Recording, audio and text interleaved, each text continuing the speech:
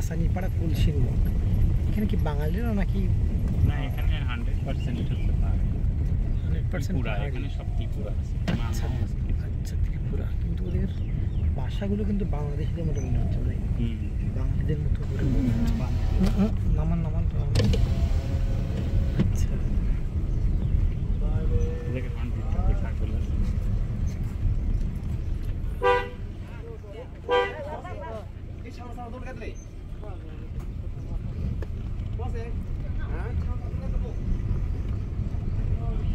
দেখছেন ওই যে নদীর ওই পারে কত সুন্দর পাহাড়, ওদের ওই পাহাড় ওদের ইন্ডিয়ার পাহাড়। আচ্ছা, মাঝখান দিয়ে চলে গেছে হচ্ছে ওই ইন্ডিয়ার পাহাড় থেকে আমাকে একটা ওই ইয়ে উঠাই নিয়ে এসে খাওয়াইছিল এখানে কর আমার এক ছাত্র। হ্যাঁ, আনারস, আচ্ছা, এই মাঝখান বড় দিয়ে একটা আনারস, হচ্ছে- ঠিক আছে। মাঝখান দিয়ে হলে ফেনী নদী, এই তো। এখনো হয়নি না। সুন্দর ভিডিও আছে ভাই, যে ভিজুয়াল আসতেছে রে ভাই, এত সুন্দর। কারণ আছে বাতাসটা ক্লিয়ার, এখানে কোনো ডাস্ট নেই, দেখছেন ভাই, জিরো ডাস্ট অলমোস্ট। ঘেমে যাচ্ছে কিন্তু।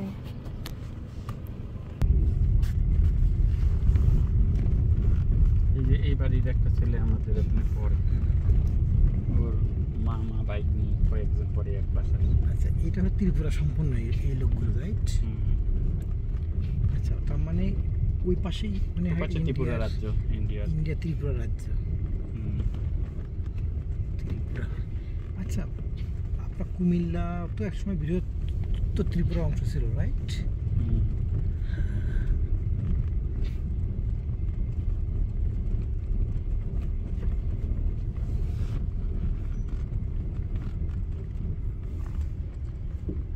আমাদের ওখানে একটু লেট হয়ে গেছে, বেশি সময় হয়ে যাবে আমাদের শর্ট। কোন জায়গাটা হয়েছে? ওই যে রেস্টুরেন্টে।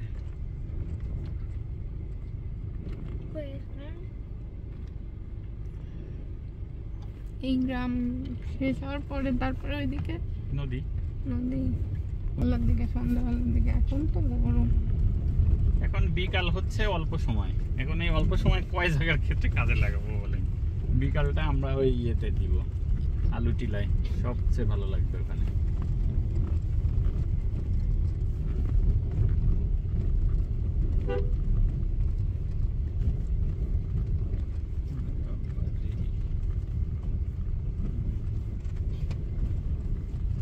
আচ্ছা, এখানেই রাখেন, এখানেই রেখে গাড়ি ঘোরানোর চেষ্টা করেন। আমরা দুজন ওই নদীর পাড় থেকে সোজা নদীর পাড়ে যাই ঘুরে আসি, এখান থেকে গাড়ি ঘোরাবেন।